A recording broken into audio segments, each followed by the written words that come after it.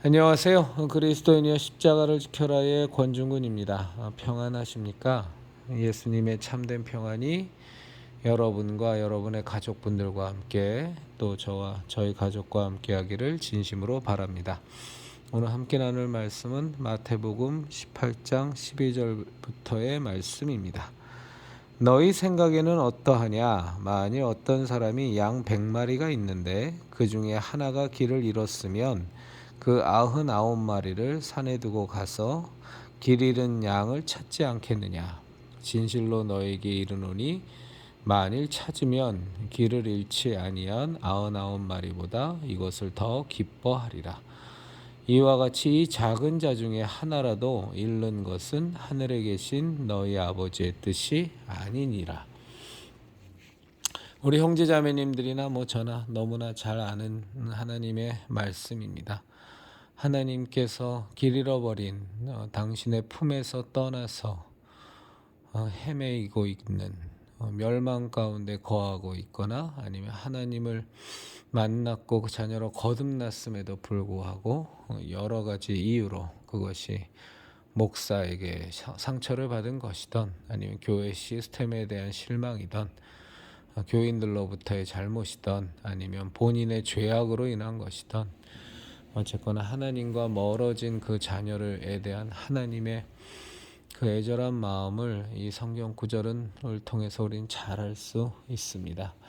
한 영혼의 가치는 우리가 성경의 말씀을 기초해서 천하보다 귀하다라고 말은 하지만 실제로 그 천하보다 귀하게 여기는 하나님의 마음을 우리가 함께 공감하고 또 그것을 우리가 공유하는 그 마음을 그대로 느끼면서 살아가는 것은 굉장히 어려운 일 같습니다. 정말로 어려운 일 같습니다.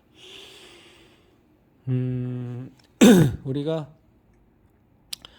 저도 무진장 많이 비판했습니다만 이제 목사가 이제 교회를 개척하고 하면서 이제 교인이 늘고 많아지고 그래서 또 헌금을 걷어서 또 큰 예배당을 짓고 이제 이러는 것들을 이제 소위 말해서 거기에만 초점이 맞춰져서 마치 교인이 많은 교회는 건강한 교회고 교인이 많지 않은 교회는 무언가 잘못된 교회인 것처럼 생각하고 그렇게 여기는 그런 싸구려와 천박한 신앙을 우리는 이제 번영 신학이다, 물량주의 신학이다, 이렇게 해서 비판을 많이 합니다. 저는 옳은 비판이라고 생각합니다. 이 번영 신학과 물량주의 신학이 이 한국 개신교회에 한국 개신교회를 휩쓸면서 지금의 이 한국 개신교회의 천박하고 아주 싸구려 같고 세상의 가치관, 세상에서도 큰 기업을 이루거나 높은 자리에 올라가거나 그러면 이제 성공한 것으로 보고 이제 그렇지 못하면 이제 별 볼 일 없는 사람처럼 여기는 그런 식의 시선이 그런 식의 생각이 교회에도 그냥 동일하게 다 오염이 되어 버렸죠.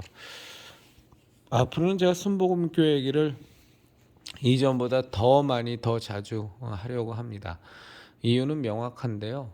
이영훈 목사 한 꼬라지를 보니까 요즘 WCC도 용납하는 자세에다가 종교다원주의에 대한 색깔도 그 입장도 아주 불분명하고 NCCK도 함께 가야 될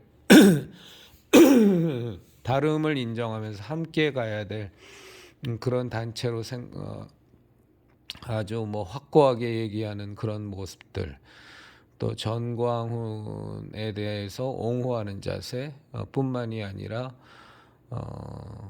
그냥 공동 선언문을 통해서 성명서를 통해서 아예 공식적으로 전광훈을 편드는 이런 꼬라지를 보면서 저는 저 순복음교회는 이 대한민국에 없어져야 할 교회 1순위다.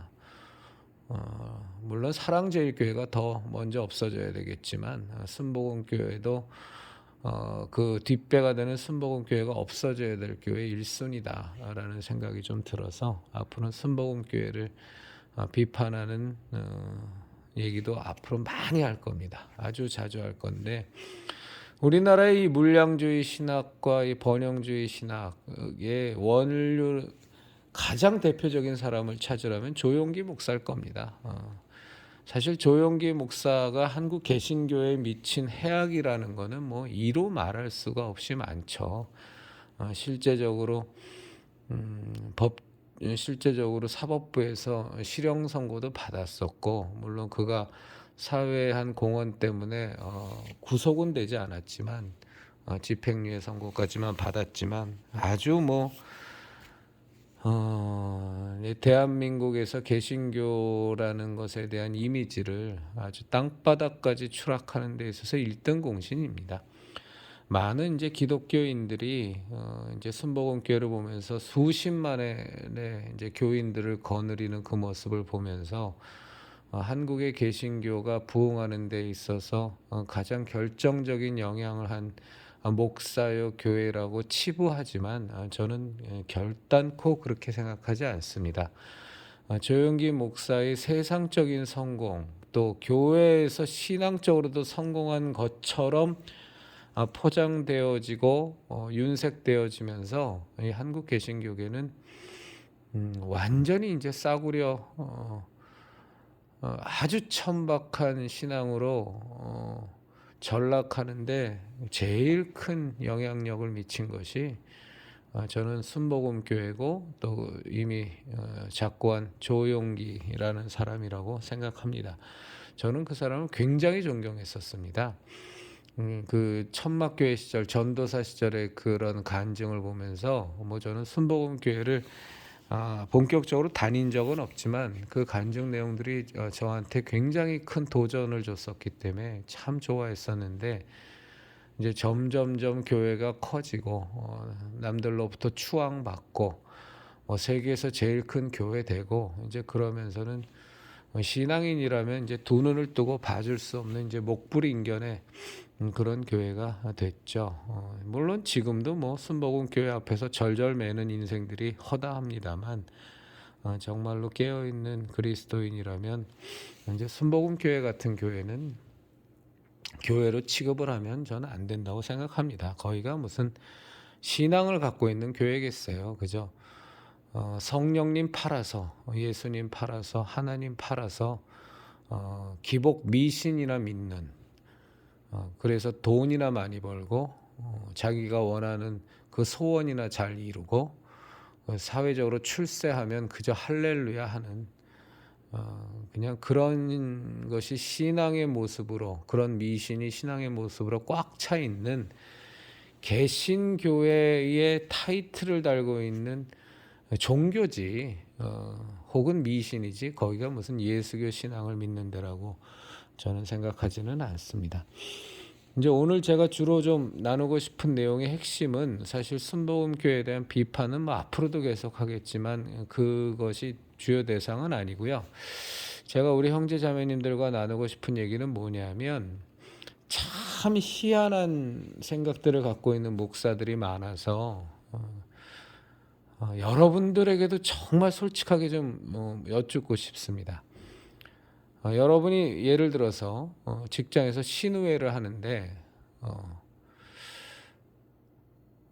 그 신우회 모임에 한 두세 명 정도가 나와서 일주일에 한 번씩 말씀을 나누며 하나님의 은혜를 나누며 하나님께 찬송 드리고 기도하는 모임인데 1년이 가도 두세 명, 2년이 가도 두세 명이라면 여러분의 신우회는 실패한 신우회입니까? 아니면 몇 명이 나오건 가치가 있는 신우회입니까? 정말로 우리가 솔직하게 그 대답에 대해서 우리가 정말 자신 있게 대답할 수 있어야 됩니다. 솔직하고 바르게. 우리가요, 교회가 너무 커지는 것, 그리고 교인 수가 많이 느는 것, 그리고 교회당이 그냥 그럴듯하게 아주 호사스럽게 번듯하게 멋지게 건물이 지어 올리는 것, 이제 그런 것에 그런 것이 안고 있는 위험성이나 잘못됨에 대해서 우리가 비판을 하면서, 그러면서도 말입니다. 그 비판을 하는 사람들이 사실은 자기의 신앙의 모습으로 돌아오면 똑같은 그 짓거리를 하는 경우가 태반입니다.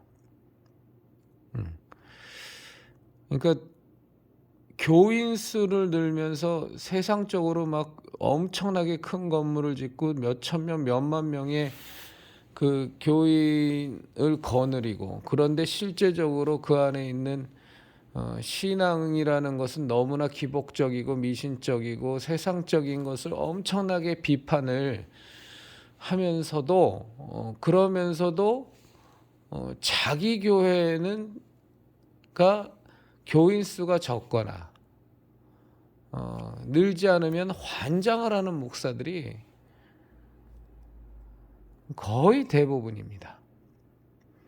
그러면서 무슨 생각하냐 하면, 저 목사는 무언가 신앙적으로 문제가 있고 기복미신이고 번영신학이고 물량주의 신앙이기 때문에 저 교회의 교인 수가 느는 것, 저 교회 교회당이 그럴싸하게 번듯하게 웅장하게 지어지는 것은 잘못된 것이고, 자기 신앙은 굉장히 올바르고 정통이고 하나님이 기뻐하시는 신앙이기 때문에 우리 교회 교인 수가 늘고 우리 교회가 큰 예배당 짓는 것은 올바르다라고 생각하는 인생들이 얼마나 많은지 모릅니다. 이거는 비단 목사에게만 해당되는 것이 아니라 우리 스스로에게도 해당이 됩니다. 우리가 어떤 정말로 하나님 안에서의 사역이라든가 어떤 모임을 할 때 그 모임이 올해 10명이 모였다면 내년에는 100명이 모여야 되고, 혹은 50명이 모여야 되고, 또 후년에는 더 커져야 되고, 또 세월이 가면 더 커져야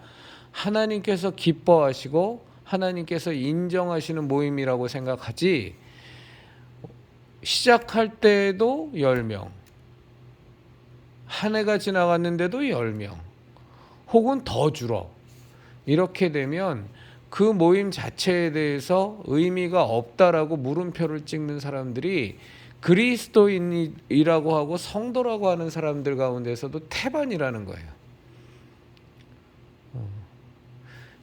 제가 굉장히 많이 말씀을 드렸었는데, 이 신앙관에서 벗어나지 못하면 우리들은 이 기독교 사회에서 볼 수 있는 그 수많은 순교자들의 삶, 그러니까 내 목숨을 다 바쳐서, 내 가족의 목숨을 다 바쳐서, 또 우리 형제 자매님들의 목숨을 다 바쳐서 신앙을 지켜나갔던, 우리가 정말로 본받고 존경하는 그 순교자의 삶에 대해서는 이런 반푼어치도 이해하지 못하는 겁니다.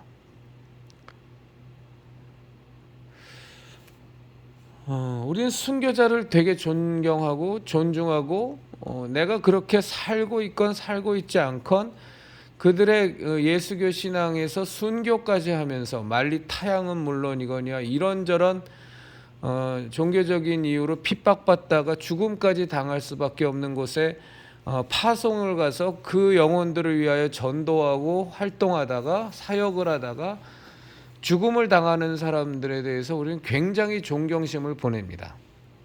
우리가 그들을 존경하고 안 하고는 사실은 그 영혼에 있어서는 중요한 것은 하나도 아닙니다.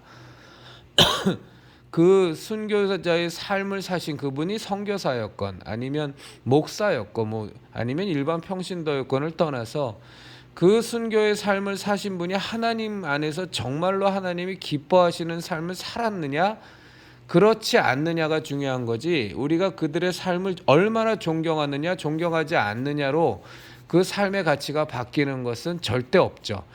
그런데도 불구하고 우리는 그런 순교자의 삶을 존경한다고 우린 얘기합니다. 그런데 생각해 보시면 그 순교자의 삶의 마감은 우리가 지금 순교자라고 얘기하는 것처럼 죽음이었습니다. 이것을 번영신학의 입장이나 물량주의 신학의 입장에서 바라보면요, 이건 철저하게 실패한 인생입니다. 왜요? 사람이 죽음을 당하는 것 이상으로 더 절망적인 상황은 없기 때문이죠. 이건 교인 수가 10명이었다가 100명으로 느느냐 혹은 100명이었다가 절반으로 주느냐 하고는 비교도 안 될 정도의 극단의 상황이거든요. 근데 우리는 입으로 순교자의 삶을 존중하고 존경한다라고 말을 하면서 실제로는 우리가 하나님 안에서의 사역을 할 때 그 사역의 규모가 커지거나 남보기에 그럴싸해지거나 외형적으로 번듯해지지 않으면 실패했다고 생각하는 경향이 거의 대부분입니다. 그럼 우리가 왜 순교자의 삶을 존경하고 존중하느냐? 내가 거룩한 것으로 보여지고 싶어서가 대부분입니다. 실제로 나보고 그런 삶을 살라 그러면 자기는 엄두도 내기도 싫고 그런 삶이 옳다고도 생각하지도 않고 내 신앙관하고 맞지도 않아요.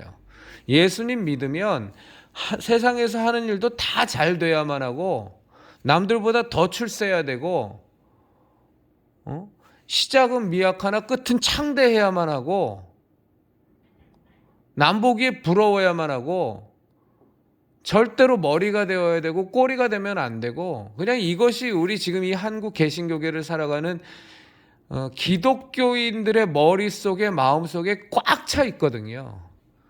그런데도 불구하고 순교자는 존경하고 순교자의 삶을에게 박수를 보냅니다. 뭘 위해서요? 나는 그런 순교자의 삶을 존경하고 박수를 보낼 정도로 내 신앙은 순수하고 거룩하다라는 것을 스스로가 스스로에게 입증하기 위해서 굉장한 가식입니다. 굉장한 위선이고 그리고 실제로 자기의 삶에 있어서는 하나님의 뜻대로 내가 살고 있느냐 안 살고 있느냐는 관심 없고 내 삶의 결과물이 얼마나 번듯하냐 얼마나 더 융성해졌냐 얼마나 더 커졌냐 그냥 이것만 잣대인 겁니다.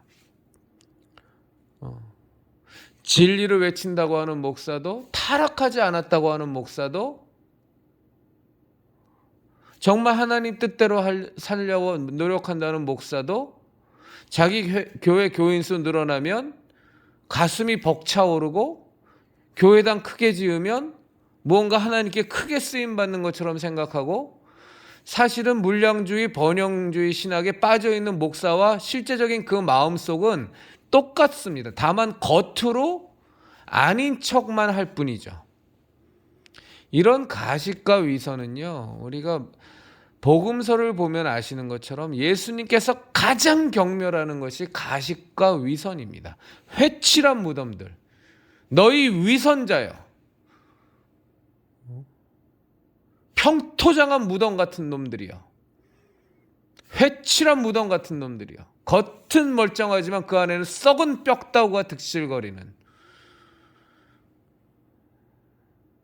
우리가 되게 그 문재인 정권 그 5년 지나면서 경멸하는 단어가 하나가 생겼죠. 그럼에도 불구하고 이제는 거의 우리가 상용적으로 쓰는 단어인데 그게 내로남불이라는 단어입니다. 내가 하면 로맨스고 남이 하면 불륜이고.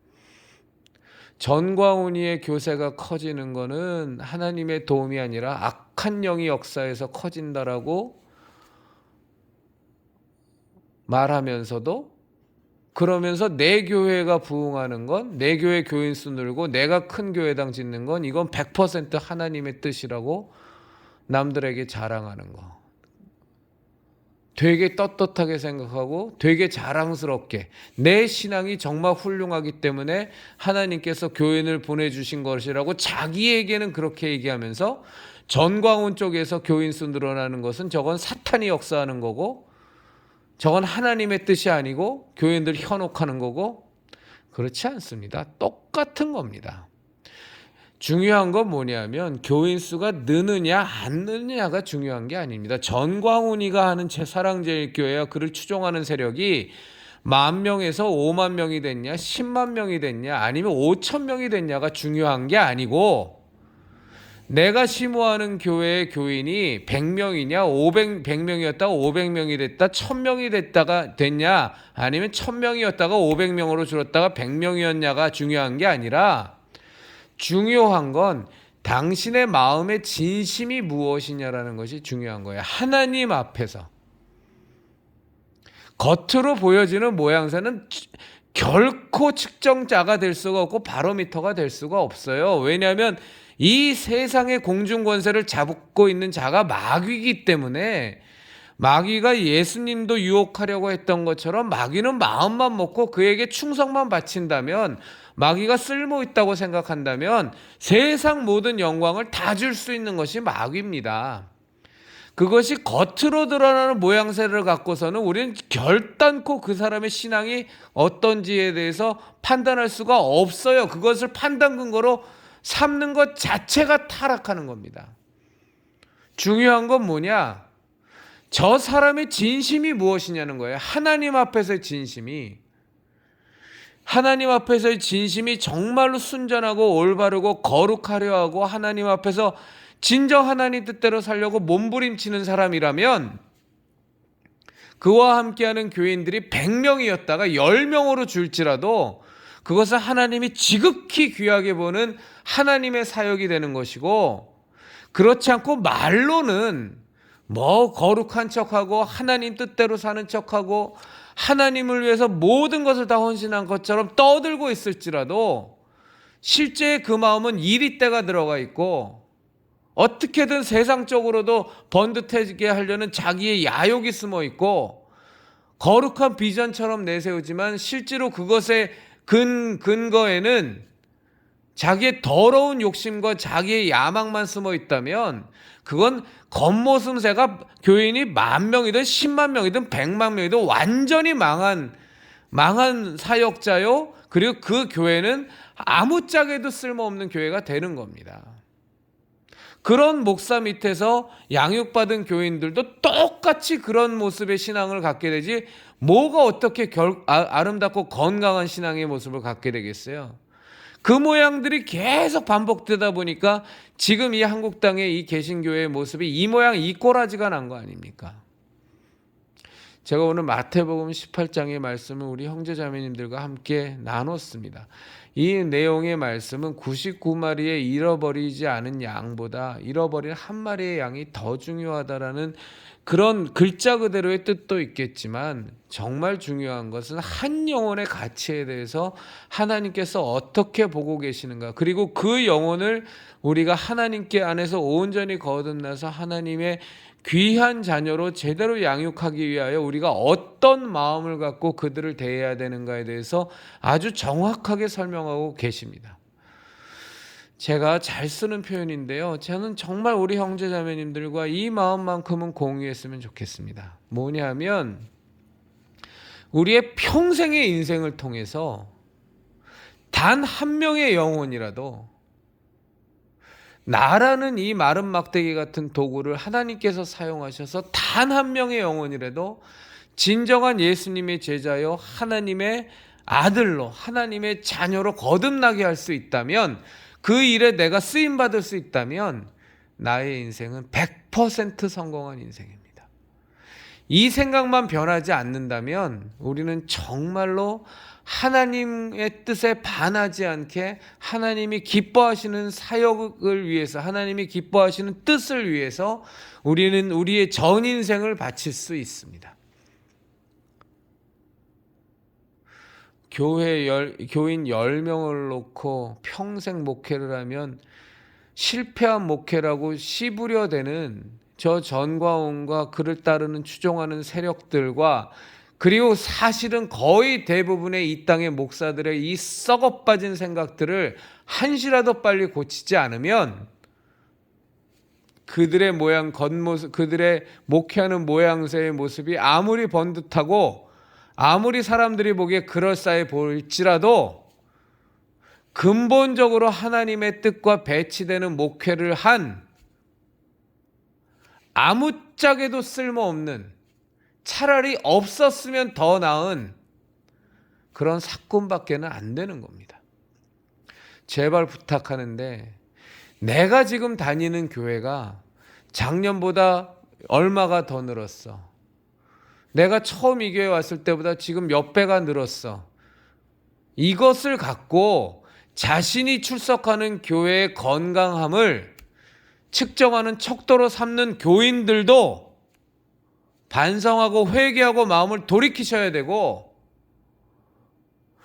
그것을 바라는 그런 모습을, 그걸 측정자로 여기는 목사라면 더 이상 스스로를 기만하고 하나님을 기만하지 마시고 사꾼으로 인생 마감하고 싶지 않다면 하나님 앞에서 확실히 회개하시고 내 평생의 영혼을 내 평생을 다 통해서라도 단 한 명의 진정한 예수님의 제자만 만들 수 있다면, 단 한 명의 하나님의 자녀로 온전히 거듭나게 할 수 있다면 나는 완벽히 성공한 목회를 한 목사라는 이 신앙의 본질로 꼭 돌이키시기를 진심으로 바랍니다.